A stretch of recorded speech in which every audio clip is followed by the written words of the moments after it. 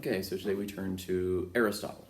Aristotle was a student of Plato, but as we'll see, completely disagreed on some major issues. Aristotle then was the teacher of Alexander the Great. So to get into Aristotle, first I ask you to look up the painting by Raphael, School of Athens. And in this painting, the two figures in the middle represent Plato and Aristotle. And it's a bunch of other learned men around the rest of the School of Athens. But the two central figures are Plato and Aristotle. Plato has his finger pointing up to the world of the forms. Remember the forms that we talked about last time, these eternal, unchanging things that always have been, always will be, that they're the thing from which everything else is derived. Everything is a copy of, or a copy of a copy of, or a copy of a copy of these forms. Very abstract, very poetic, very mystical in some ways. Aristotle, however, has his hand hovering over the ground. As Cottingham points out in his introduction, it's a more robustly down-to-earth metaphysics.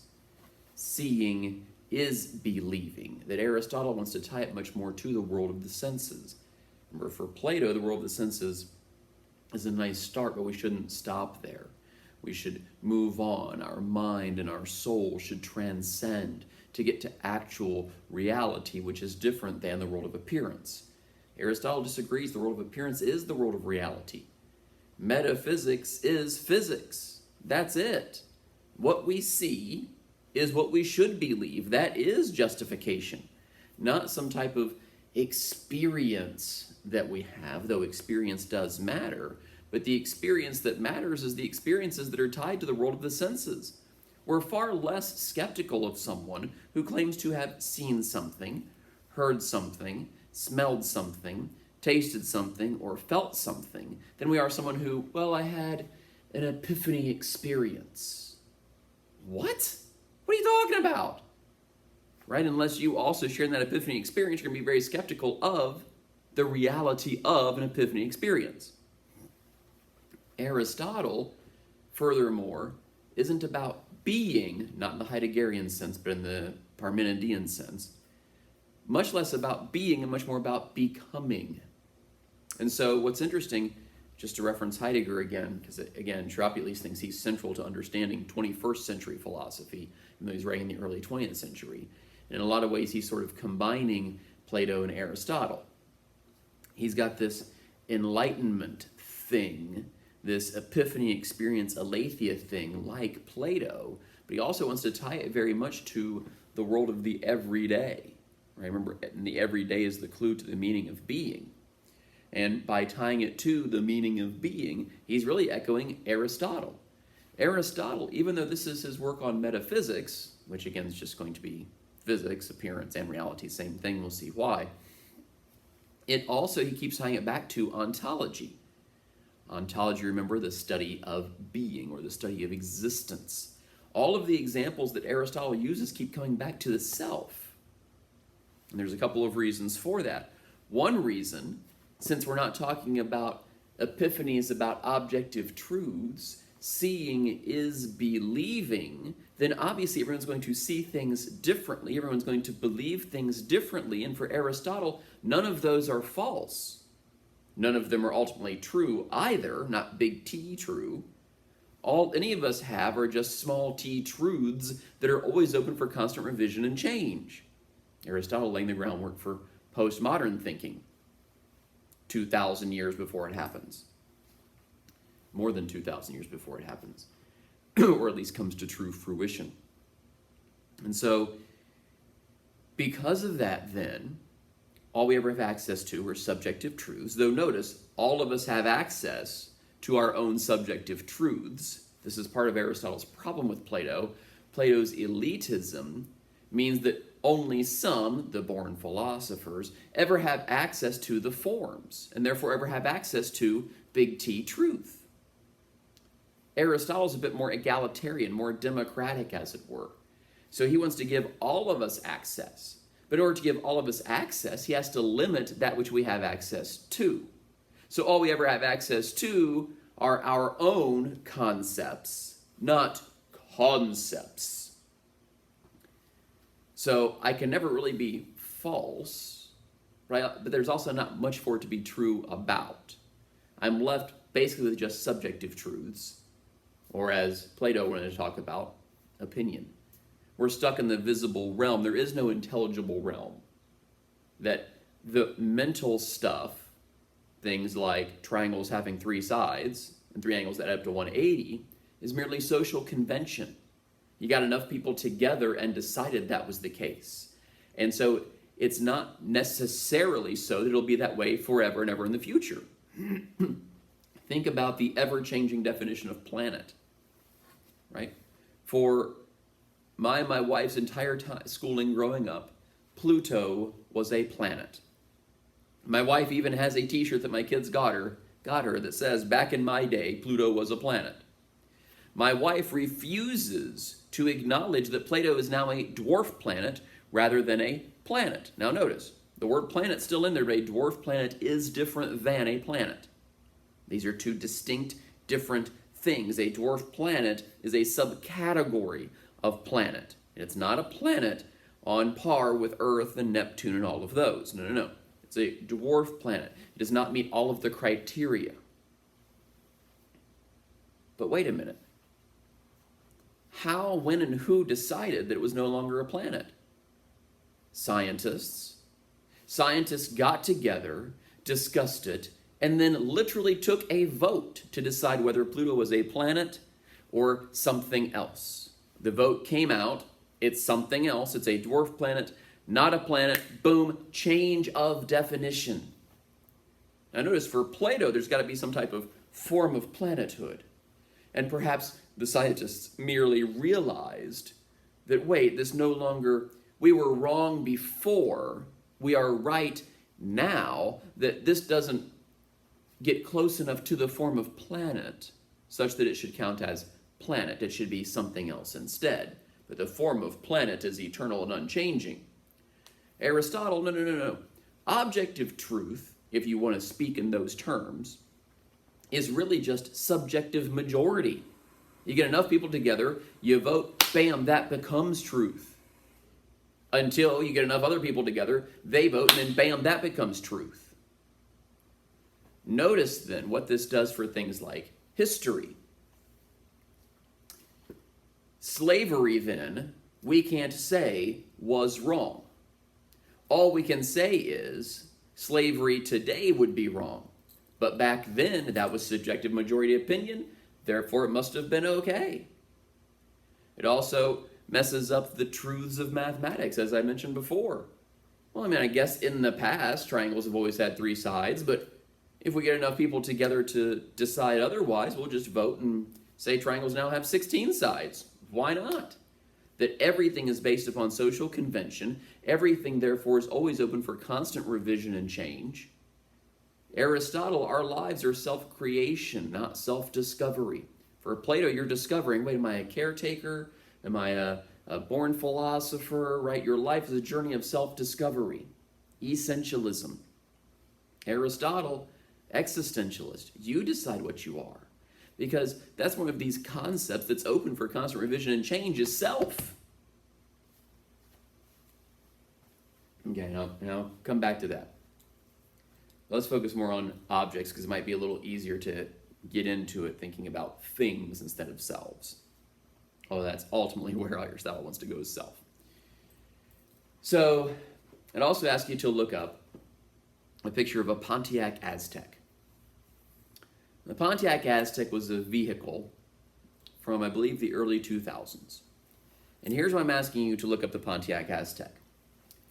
Aristotle says, look, typically when we have experiences, we abstract out of each experience the similarities and differences of previous experiences so that we can lump them together with like things. Okay, so for example, forget the Aztek for a moment. Let's say I see the new Toyota Corolla driving around town. I don't need to stop and think about, gee, what is that? Because it's similar enough to every other experience of car that I've had that I know it fits into the category or the concept of car. I don't have to think about it. It happens subconsciously, unconsciously, because I've had enough experiences of it. Now, really little kids, of course, in the language acquisition phase, you're constantly pointing to things to tell them, oh yeah, ball, ball, ball, ball, ball. You typically don't have to do that with a 42-year-old. I've seen enough, I've experienced enough that I have a general concept, a working understanding of the concept of ball, so that I know one when I see one. Even ones that are very, very different. A golf ball really is nothing like a rugby ball. And yet, I categorize both of them as ball. I should also talk about taxonomy here. In biology, the whole kingdom, phylum, genus, species thing, that comes from Aristotle. And class is in here somewhere. Okay, we're not going to worry about that, though. Right? So we got kingdom, phylum, genus, species, whatever. Okay.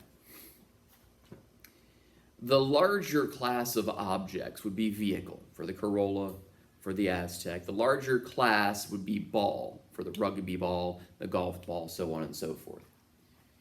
But that's not particularly specific. It's true, but it's not particularly specific.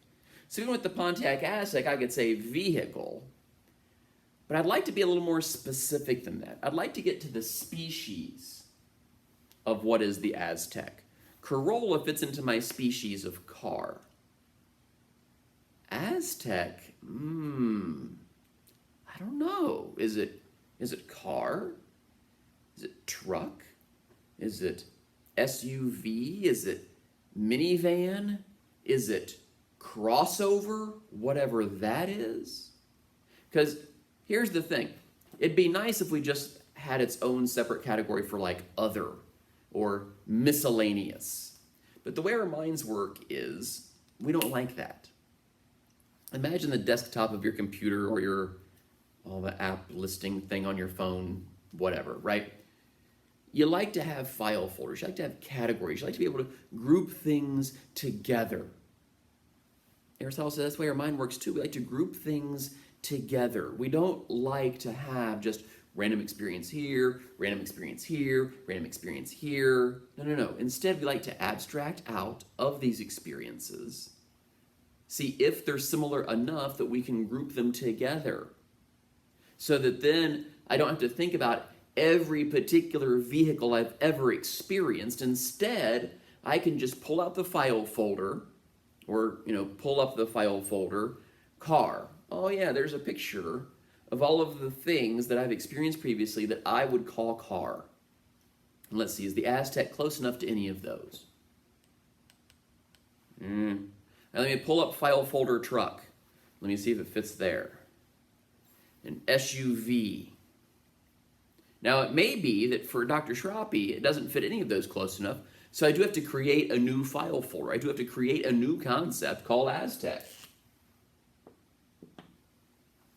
That as of my first experience of an Aztec has just one thing in it.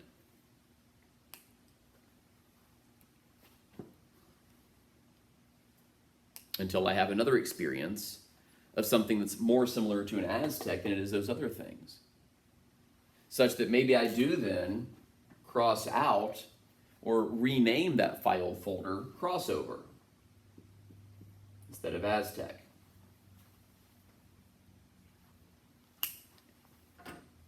And this concept changing thing is very particular, right? You and I may have the same experience of Aztec, but here's what we don't have. All of the same previous experiences of anything. No two people ever have the same previous experiences of anything. And yet we use language as if our previous experiences are close enough that you understand what I'm talking about when I use a word. That when I say the word blue, that makes sense to you. And we both presume then that your previous experiences of colors that you would classify as blue is close enough to my previous experiences of colors which I would classify as blue, such that we can talk to one another about the concept of blue. But here's where it gets even weirder. If you're an artist in the visual arts, I say blue, and you're like, which one? To you, blue is more of a genus than a species. You're talking about phthalo blue, or are we talking about sky blue, or navy blue? Dr. Schrappe's a Crayola 8 kind of guy, okay? There's blue, there's green, orange, yellow. I mean, I could probably list all 8, right? These crayon boxes that have like 128 colors, my goodness. To my eyes, probably because of my experience, because experience shapes future experience, to my eyes, green yellow looks a whole heck of a lot like yellow green. Blue violet just looks like purple because of my previous experiences. When we talk about redefining things, I talked about this a little bit when I talked about Heidegger with the work that my wife does, redefining, crossing out love and replacing it with something like abuse. Think about things like gender nowadays, right? Male, female.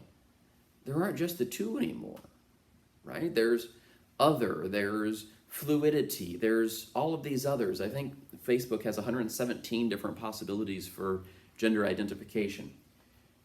Right? That these concepts are constantly changing. And there's certain ads out there. Gillette had an ad a few years ago, and is it Bonobos, I think it is, has an ad out there about redefining what it means to be a man or something along those lines. Right? All of these things are just social convention based upon previous experiences. Then we, as a society, redefine things, not even as a society, but as an individual. I'm curious if I would have purchased a Pontiac Aztek, which I wouldn't because the things are hideous, but had I purchased a Pontiac Aztek, what would my registration have said? Car, truck, SUV, crossover? I don't know. And it sort of doesn't matter because that's just the BMV's subjective opinion of what it is. It has nothing to do with what Dr. Schrappe thinks it is. Pardon me. Just like Pluto. I cannot convince my wife, no, honey, Pluto is a dwarf planet. No. All I can say is, well, honey, lots of scientists disagree with you. But if she wants to continue to classify Pluto as a planet, that's fine. That's her subjective truth. There's nothing I can do about it. And even if she does choose to change her mind, notice this might be a blinking about like Plato's talking about, even if she does choose to change her mind, it's not as if she's admitting she was wrong before. There's not a matter of right and wrong because right and wrong, correct and incorrect, require some type of objective truth that you're getting closer to or further away from.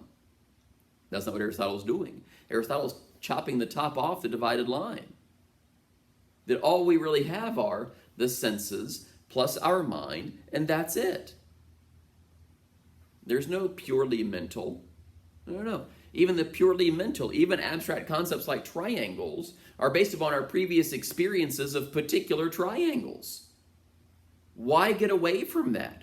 Why try to get to some type of universal thing? It's all about the particulars. The particulars is where all of the metaphysical power is. Think about my one experience, seeing one Aztec driving on the road forced me to question everything else I previously understood about all types of vehicles. Because that's really what I'm doing when I'm pulling out that file folder of car and pulling out the file folder SUV. What that file folder is accumulation of all of my previous experiences of those things. So by seeing the Aztec, I'm unconsciously having to think about Toyota Corollas and El Caminos and any other kind of car you want to name. Pardon me. It's just shorthand. And in some ways, this is also where things like stereotypes come from. Shorthands. Right? If you only know one person from Burkina Faso, everything that person then does for you represents everyone from Burkina Faso. You don't know. Wait, now, that food that she's eating, is that just personal preference, or is that a Burkina Faso cultural thing? The music that she likes to listen to, is that just her, or is that representative of people from Burkina Faso? You do it unconsciously and subconsciously.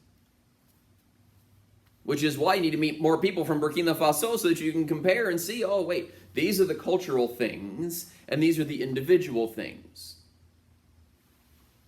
Presuming this is your first philosophy class, you have no idea, is every philosophy professor as nutso as Dr. Schrappe? You don't know? Are all of them straight white guys in their mid-40s? I don't know. Do all of them speak in that high-pitched voice when they get excited? I don't know. Probably not, right? Consciously, you know, this is just one individual. But subconsciously, unconsciously, I stand in for and represent all of that kind. Think about things like tall people, right? If you know people over, let's say, 6'4" tall, ask them how many times in their life they've been asked if they play basketball. Probably on a daily basis. These are the presumptions that we make. So much so that, okay, I'm about 5'9". So let's say we're at the park and you're looking for a fifth for basketball. You look at me, 5'9". I'm standing next to someone who's 6'4". Which one are you going to choose for your fifth? You've never seen either one of us play, but you're going to make certain presumptions based upon things like height. 6'4", probably better baller than 5'9". You might be wrong, but you've never seen us play, so you have to make presumptions. You have no other choice. We make presumptions all of the time. That's not the same as prejudging people, presuming things.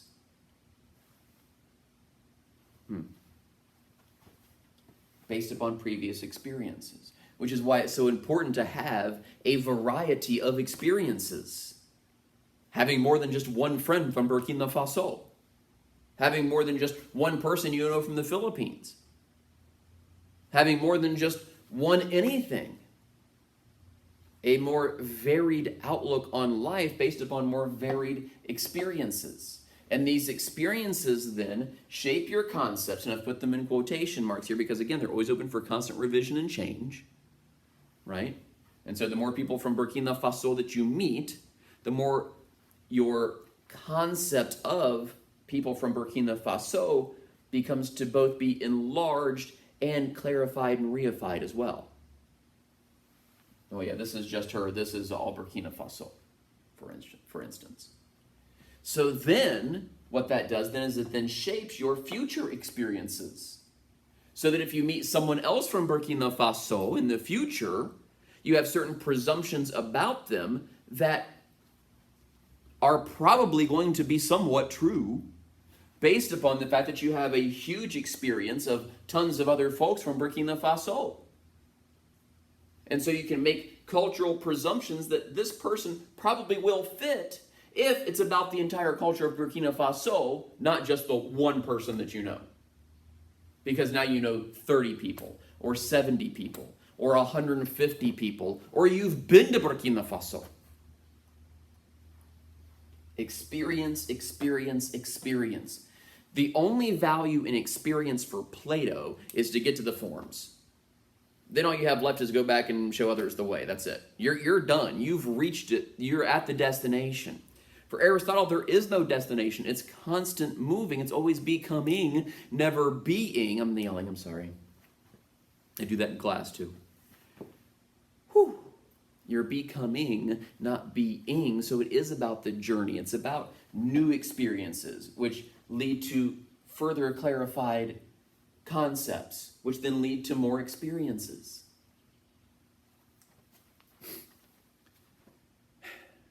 This is like cars and stuff, right? The important thing for Aristotle, because it's the subject that is determining truths, plural, my truth, your truth, your truth, your truth. then the subject becomes super important. There are about three major concepts. Now, this is not Plato's three forms, but there are about three major concepts that Aristotle wants to focus on in his writings. They are society, happiness, self. And all of these, right? So think about society. Society is merely composed of individuals. That's what society is.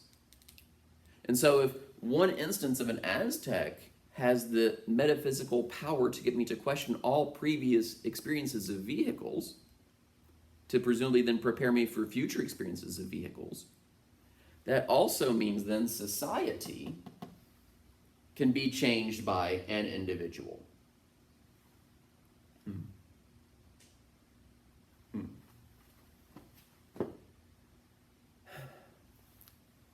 So each individual has the power to change the concept of society itself for everyone in the future. Aristotle would have no room for the victim that I've talked about before, that everything happens to them, to them, to them. At some point, Aristotle says probably around age 13 or so, you need to start taking ownership of your own decisions and your own life. Age 13 is about the age of reason, says Aristotle. Modern psychology kind of backs this up, that your understanding of future consequences is more advanced than it was even when you were just 11 or 12. Right? And so my 14-year-old daughter, I hold more accountable and responsible than I do my almost 5-year-old daughter. Obviously. Right? Obviously. I also, therefore, give the 14-year-old much more freedom than I give the 5-year-old. Obviously. Obviously. Right? And so this society thing is always open for constant revision and change as well. And so Aristotle would furthermore say, look, if you're just complaining about something and not doing something to fix it, then you're not really seeking to bring about change. Right? So if you're not part of the solution, you're a part of the problem.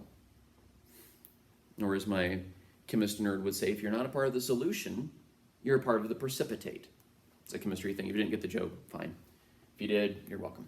So, society changes constantly. Again, society of the United States, 1850s, 1770s, the 1850s, before 1770s even. Sorry, I brought my marker. Was a society, yep, slavery, okay. Now, we look back and think, oh no, slavery wasn't okay then either. But notice that's a Platonic move, not an Aristotelian move. Plato would say, look, there's a right and there's a wrong, and this slavery thing doesn't adhere to the right. Aristotle, the best he could do would be like, well, society back then thought it was okay, society now doesn't. That's it, they're different. One's not better than, there's no progress here. Better and worse implies progress. Progress requires an endpoint that you're aiming toward. There's no endpoint here. This is just change. Now, it's based upon more experience, more knowledge, so on and so forth, but it's just change. It's just different than, not better than. Happiness. Think about how powerful the concept of happiness is. I've mentioned this before. Coca-Cola and McDonald's and all these that sell the concept of happiness. Because who wants to sell the concept of unhappy? Nobody. Happiness is this powerful concept that's always open for constant revision and change, that's always subjective to each particular person, and changes for each person at various points in their life. Right? I'm going to play fast and loose here a little bit. What makes my 5-year-old happy, probably something very external. What I derive happiness from is much more internal. It's not outside consequences, things that happen to me. It's the state of mind bit that, some of the other philosophers we've talked about discussed. Because she's 5 and I'm not. Makes sense. If I'm still deriving pleasure from external things and still associating pleasure with happiness, that's a me problem. I probably haven't really matured much.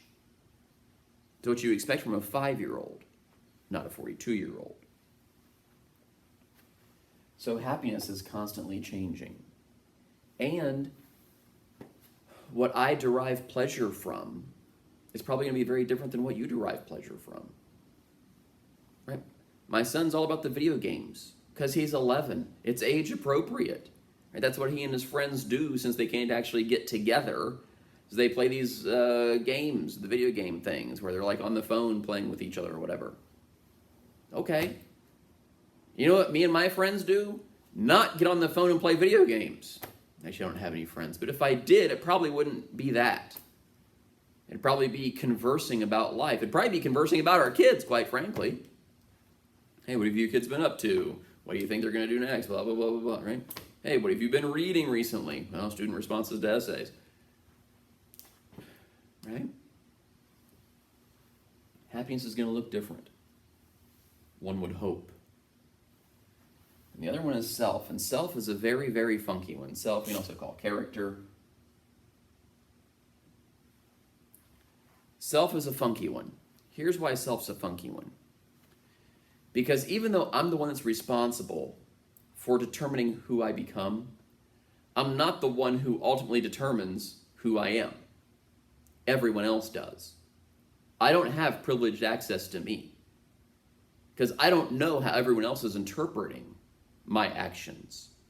I may have certain ideas and certain intentions why I'm doing the things that I'm doing. Right? I think this is going to do this, this is going to do this, this is going to do this. But everyone else merely sees the results of these things. And my character, since it's always open for constant revision and change, isn't going to be fully formed until I'm dead. That's when it can be determined who I was. Dr. Schrappe, good guy or jerk? You know who doesn't get to decide? Dr. Schrappe. Because of course I'm going to say good guy. No, my vote doesn't count. Everyone else's vote does. Subjective majority opinion. Society decides. They take a vote. Good guy or jerk. Myself potentially could be changing all of the time. And this is, again, very Heideggerian. Okay, so there's that stuff. Actually, let me just go ahead and stop there, because the next thing I'm going to move on to is still Aristotle, still related, but slightly different. So this is a good stopping point for part 1.